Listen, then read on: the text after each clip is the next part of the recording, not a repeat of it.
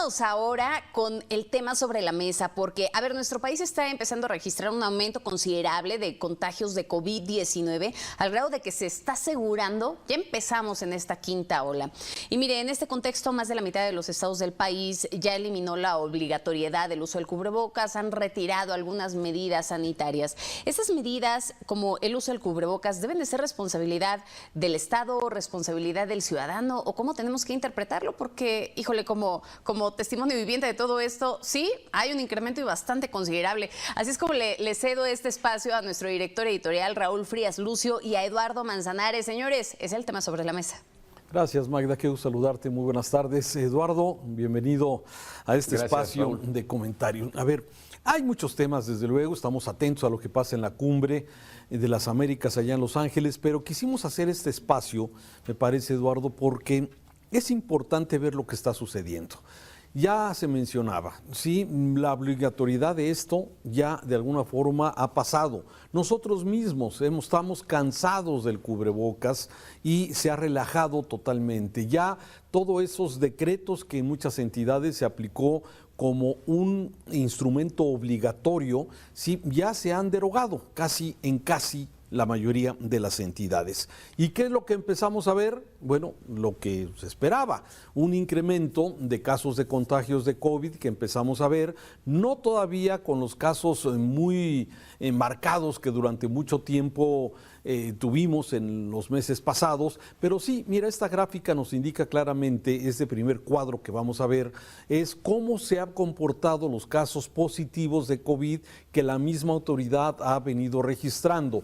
Sí, ahí está, todo el mes de mayo. La primera semana de mayo tuvimos 624 casos. A ver, son pocos casos, Eduardo, respecto a lo que tuvimos en la segunda o en la tercera ola, pero bueno, la cuarta, que fue la que más pegó en casos de contagio a México, aunque en defunciones fue la segunda. Pero mira, este gráfico nos dice, la primera semana de mayo 624, la segunda 838, la tercera 1325, y es como ha venido sucediendo en esta primera semana de junio, bajó un poquito, pero bueno, me parece que sí estamos registrando, no solamente México, muchas naciones del mundo están teniendo esta entrada a una quinta ola. Un primer comentario, Eduardo. Sí, Raúl, te saludo con mucho gusto. Efectivamente, mira, ya es responsabilidad completa del ciudadano y lo evidente no tiene excusa, ahí están los datos. Y yo me temía que esto pudiese llegar a suceder, sobre todo cuando el gobierno federal dijo, a partir de este momento vamos a dejar de dar la numeralia, ya no tiene caso estar dando la cifra, los datos todos los días, la vamos a relajar. Y esto junto con la ausencia del famoso semáforo epidemiológico, con todos los mensajes que durante 2 años llegamos a recibir sobre el uso del cubrebocas, que nos daba una falsa sensación de seguridad y demás, pues todo esto se queda en la psique de la gente y más siendo como somos en México, Raúl. Entonces, estamos viviendo, si bien no la peligrosidad del virus como lo vivimos el año pasado, pero eso no quiere decir que no sea riesgoso para algunas personas. Entonces, aquí es cuidarnos nosotros, pero también cuidar a terceros, no nada más a nuestras familias. Así es. El uso de cubrebocas ha sido una y otra vez documentado de que es la mejor forma para evitar la propagación del virus y para evitar contagiarnos. La vacuna nos da protección para la gravedad del virus. Eso no quiere decir que no nos podamos contagiar y que podamos contagiar a los demás aún estando vacunados, porque no es una cura. Es decir, no es de que ya tengo la vacuna, no me va a entrar el bicho.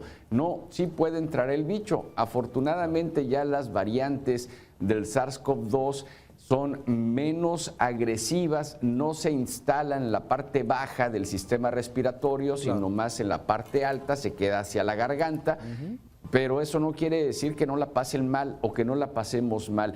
Mira, Raúl, hoy en día yo estoy casi convencido de que todos en México tenemos un conocido cercano o un familiar infectado con SARS-CoV-2. Sí, y mira, déjame mostrar para la audiencia que nos ve estas siguientes gráficas. Son los datos oficiales que publica la Secretaría de Salud. En esta primera gráfica podemos observar lo que es el color verde.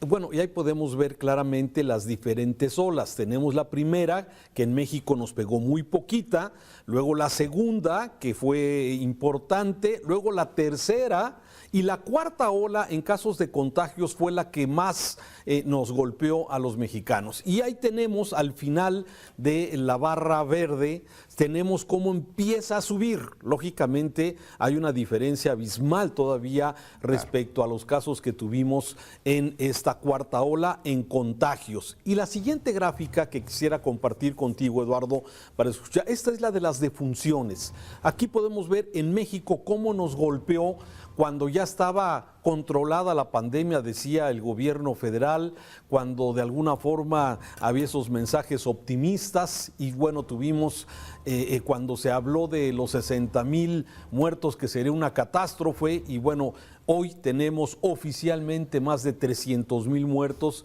y todavía con el exceso de muertes llegamos a casi 600,000 de acuerdo a la Organización Mundial de la Salud. Pero aquí en las defunciones sí quería destacar, la primera ola nos pegó fuerte, pero la segunda fue la que más golpeó a los mexicanos, luego la tercera, la cuarta y afortunadamente en defunciones, como tú bien lo decías, sí, gracias a la vacuna, gracias a que también muchas personas estamos ya vacunados, a que hubo esta política, que no fue una política solicitada desde el gobierno federal, pero de tomar varias acciones para poder evitar los contagios y afortunadamente en defunciones está muy reducido hasta el momento y lo que tú dices, las variantes han sido menos agresivas, pero tomando en cuenta todo el contexto. Sin embargo, Eduardo, para darte la palabra, sí me parece que en este momento, cuando vemos este pequeño repunte en esta posible quinta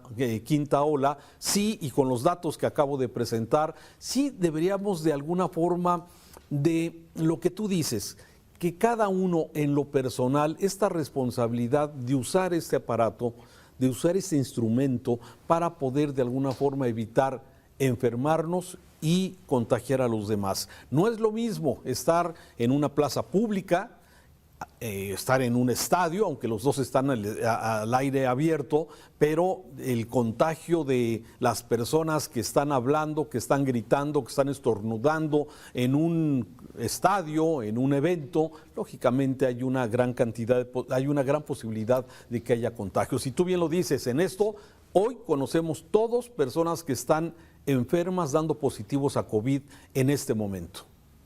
Sí, Raúl, lo que dices tienes mucha razón. Mira, el uso del cubrebocas yo lo comparto con la audiencia, con mis amigos, conocidos.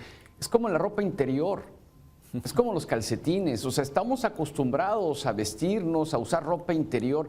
Pues ya en 2 años y meses, pues deberíamos estar acostumbrados también a cargar con el cubrebocas y ponérnoslo. O sea, no es tanto el tiempo que lo debemos traer puesto como al inicio de la pandemia, que era permanente. Ahora sí se permite, digamos, que estar en espacios abiertos o en espacios más ventilados, quizás sin la protección del cubrebocas, siempre y cuando la distancia sea la adecuada.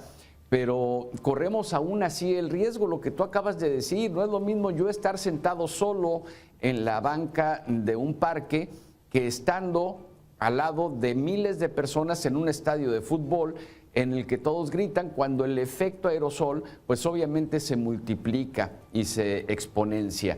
Y ahí radica la responsabilidad y la corresponsabilidad de quienes organizan eventos y de nosotros que acudimos a diversos eventos. Ya hay conciertos, Raúl, sí. Ya hay partidos de fútbol, de béisbol, ya también tenemos diversas festividades. Por ejemplo, ahora a principios del mes de julio viene el Carnaval de Veracruz.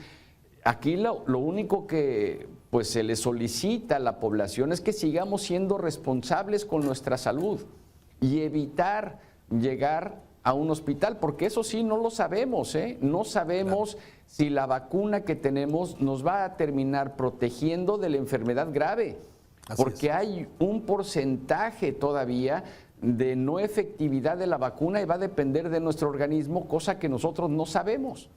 Entonces, ¿para qué arriesgarnos a llegar al hospital, a llegar a una enfermedad grave y a perder la vida? Digo, claro, todos queremos ganarnos el cielo, pero creo que ninguno estamos dispuestos a morir para alcanzarlo.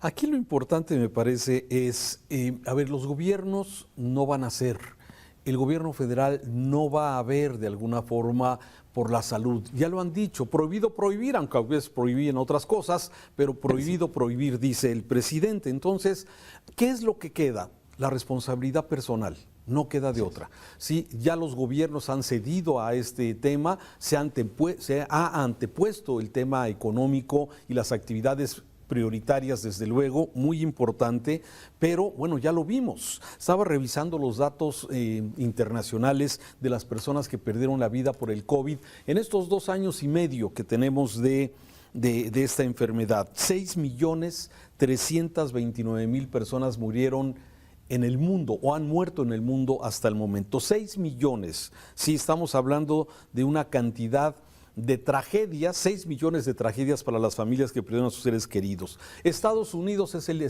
el país con más muertos. Te acordarás de Trump, que también desestimó todo esto y decía que era común. Lo mismo que escuchamos aquí de López Obrador.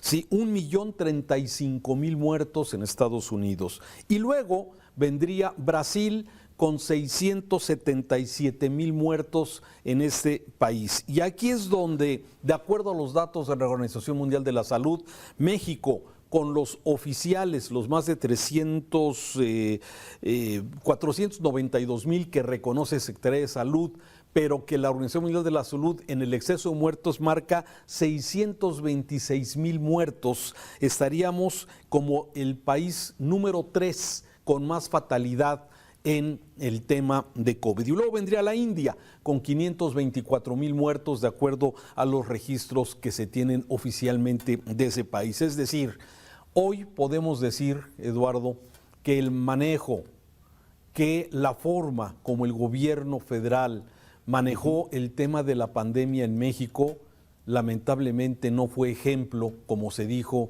en un principio, que el manejo iba a ser ejemplar en el mundo. Lamentablemente, la fatalidad, los funerales, las personas que perdimos seres queridos durante el COVID, desde luego se convierte en una gran tragedia. Vendrán los juicios, así es, Eduardo. Vendrán, espero que vengan los juicios, sobre todo los juicios sociales. Raúl, mira, cuando el gobierno federal, cuando Hugo López-Gatell dio a conocer la estrategia contra el COVID-19 y dijo que no buscaban contener el virus, yo escribí, y ahí está guardado en Twitter, ojalá que la estrategia dé resultado y espero no equivocarme, pero dudo que lo dé. Caramba, no me equivoqué. No me equivoqué, porque esta estrategia de no contener desde el principio, de abrir las fronteras de México cuando otros países las estaban cerrando para evitar llegar a más rápido el contagio desde afuera y empezaran luego los contagios ya locales, el abrácense, no pasa nada, yo presidente... O promocionar esto. Sí, o sea, cuando el presidente salió a decir, yo les voy a decir cuándo se dejen de abrazar, desde una fonda en uno de sus viajes, es una irresponsabilidad tremenda que hoy le estamos pagando, pero lo peor, Raúl, es que más de 600,000 familias en México se enlutaron por culpa del COVID-19. Así es. Eduardo, gracias por tus comentarios esta tarde, ya es viernes y bueno, vamos a seguir informándolo aquí en Mega Noticias. Así es, Raúl, muy buen fin de semana. Muchas gracias. Saludos. Por el espacio. Gracias.